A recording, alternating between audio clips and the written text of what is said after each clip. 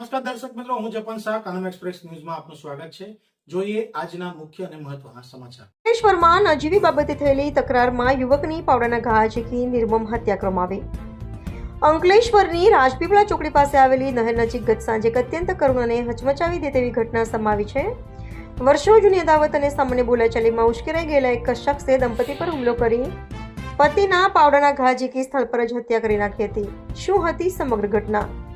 મૂળ સુરતના બારડોલીના અને હાલ અંકલેશ્વર રાજપીપળા ચોકડી બ્રિજ નીચે રહીને ભંગાર વીણવાનું કામ કરતા રેખાબેન વર્મા અને તેમના પતિ પોલુ રામકરણ વર્મા ગત તારીખ 8/5/2021 રોજ સાંજે 5 વાગે નહેર પર નાહવા માટે ગયા હતા.